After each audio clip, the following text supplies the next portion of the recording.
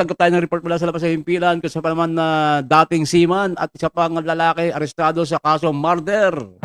San Manuel Tarlac. Narito ang balita ni Jude Briones. DZME Radio. Arestado ang dalawang lalaki sa magkahiwalay na operasyon na isinagawa ng mga otoridad sa Barangay Poblasyon, San Manuel Tarlac nito lamang mga nakarang araw ng Agosto 2026.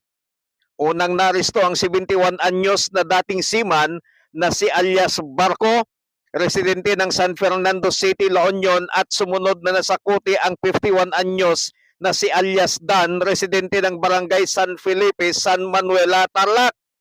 Kapwa naharap ang dalawa sa kasong murder sa ilalim ng Article 248 ng Revised Penal Code kaugnay ng Criminal Case number 185-26 na inisyo ni Honorable Catherine Apolonio Carantes, presiding judge ng Regional Trial Court Third Judicial Region, Branch 108, Paniqui, Tarlac, na kapwa walang mga nirekomendang mga piyansa. Isinagawang magkahiwalay na operasyon ng Warrant at Intelligence Operatives ng San Manuel Municipal Police Station na pinamumunuan ni Police Major Roderick Linda, katuwang ang Pangasinan 2nd Provincial Mobile Force Company na pinamumunuan ni Police Lieutenant Colonel Richard Agrade at Tarlac Police Provincial Intelligence Team ng Regional Intelligence Unit 3. Ipinalam sa dalawang suspek ang kanilang mga karapatang konstitusyonal sa wikang kanilang nauunawaan alinsunod sa Republic Act 7438.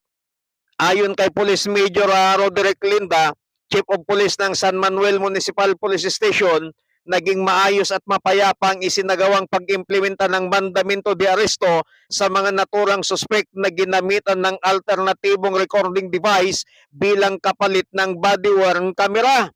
Sa kasalukuyan, nakapiit ang dalawang akusado sa custodial facility ng San Manuel Municipal Police Station habang hinihintay ang kaukulang disposition ng korte.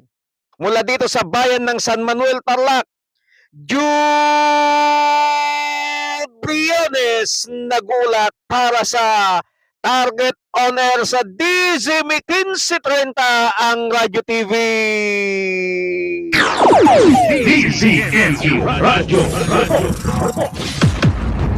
Pero salamat kay Jude Briones.